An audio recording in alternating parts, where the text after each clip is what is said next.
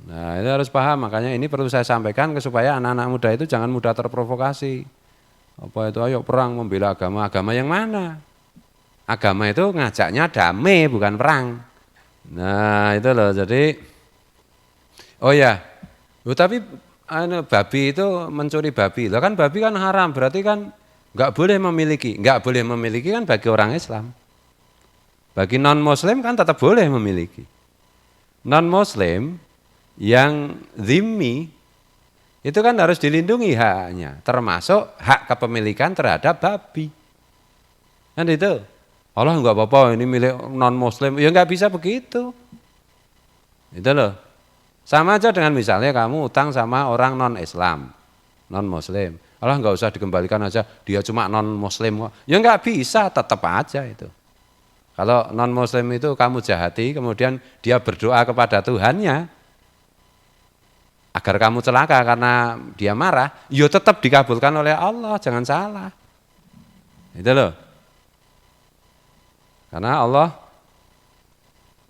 memerintahkan kita untuk berbuat adil kan. Innallaha ya'muru bil adli kan itu tuh, berbuatlah adil. Itu tuh. Jangan menjahati. Kadang-kadang itu dulu ada pendapat-pendapat seperti itu. Nah, kalau begitu itu konon katanya orang Yahudi itu ada sekte yang berprinsip seperti itu, menipu, membohongi macam-macam asalkan bukan oleh sesama orang Yahudi boleh, ya itu nggak bisa. Yang itu juga tidak sesuai dengan Yahudi yang asli. Itu ya.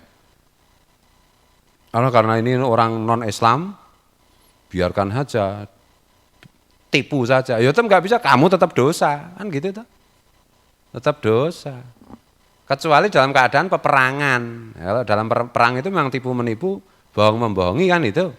Tapi sekarang ini apa ada perang agama? Enggak ada sama sekali. Sama sekali enggak ada perang agama itu. Perang atas nama agama ada, mengatasnamakan agama ada. Banyak. Di Jazirah Arab itu semua Islam sama Islam, semua mengatakan atas nama Allah dan Rasulnya saling bunuh. Tapi apakah benar-benar perang itu sesuai dengan aturan agama dan diperintahkan agama? Enggak ada lagi. Semua itu cuma rebutan sumber daya alam atau rebutan pengaruh atau rebutan itu, intinya ekonomi itu tadi. Hanya agama dipakai mengatasnamakan agama, padahal itu bukan perang yang sesuai aturan agama. Perang yang sesuai agama itu apa? Perang yang sesuai aturan agama itu adalah tidak ada jalan selain perang untuk mempertahankan diri, untuk menjaga kelangsungan hidup satu komunitas atau satu individu. Tidak ada cara lain gitu. Misalnya dulu zaman Rasulullah, Madinah mau diserang persekutuan Quraisy dan suku-suku Badui. Kalau tidak melawan ya dimusnahkan benar. Rasulullah sudah mengajak gencatan senjata dan lain-lain, mengajak berunding, enggak diterima. Kan itu. Kalau diterima ya Rasulullah tidak akan menyuruh perang kan gitu tuh. Bahkan perjanjian Hudaibiyah itu orang Islam itu dalam perjanjian itu poin-poinnya kan dirugikan. Tapi Rasulullah tetap menyetujui. Karena perjanjian yang merugikan itu masih lebih baik daripada perang. Kan itu. Nah, kan nggak ada apa-apa kok perang. Kalau ini tidak diajak damai nggak bisa, negosiasi nggak bisa. Kemudian lawan itu akan menggilas, akan menghabisi, tidak bisa dirembuk lagi. Kalau tidak dilawan, kita dihabisi, kita dimusnahkan, lah itu baru wajib berperang. Kalau enggak masih banyak cara yang lain, berunding juga bisa, apa-apa ya bisa kan gitu toh. Nah itu harus paham, makanya ini perlu saya sampaikan supaya anak-anak muda itu jangan mudah terprovokasi. Apa itu ayo perang membela agama, agama yang mana? Agama itu ngajaknya damai bukan perang. Loh, di dalam Al-Quran itu bersiap-siagalah kalian menghadapi musuh, menghadapi orang-orang kafir. Iya itu konteksnya adalah ketika perang Khandaq itu. Ada berita persekutuan orang kafir mau menghabisi Madinah, orang-orang beriman itu ada yang takut, yang imannya belum kuat itu. Mereka tidak mau keluar rumah. Maka ada turun ayat itu.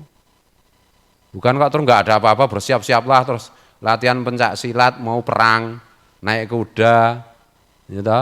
Ya enggak apa-apa naik kuda ini enggak apa-apa. Tapi kalau niatnya untuk perang, ayo kemplu, udah enggak ada perang lagi. Jadi dalam hadis nanti kan kiamat itu ada perang. Iya. Tapi itu wallahu alam itu kapan berapa juta tahun lagi, keadaannya gimana juga enggak tahu kita. Rasulullah mengatakan itu umat Islam berkuda pakai panah. Iya, itu metafor Rasulullah. Kuda itu adalah kendaraan untuk berperang. Karena Rasulullah bersabda kepada para sahabat, waktu itu kendaraan perang itu kuda. Gitu loh, kan kemarin sudah saya jelaskan. Jadi memahami Islam itu cerdas supaya sesuai dengan anjurannya Rasulullah kan gitu. Gitu loh. Jadi nah Islam itu rasional. Yang rasio tidak bisa menggapai itu 1 langit, 2 alam barzah, dan seterusnya, 3 ruh. Enggak bisa itu. Yas'alunaka anir ruh, qulir ruh min amri rabbi, dan seterusnya itu, ya toh? Langit itu dimensi atas, menembus dimensi atas itu enggak bisa rasio. Itu. Memahami alam barzah itu dengan iman, dengan basirah, dengan mata batin, bukan dengan rasio, enggak bisa. Itu memang dirahasiakan Allah ya. Dan itu akhirat, ruh juga begitu.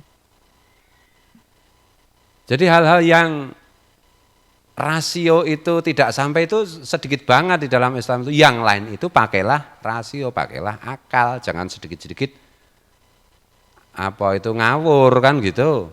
Enggak bisa begitu.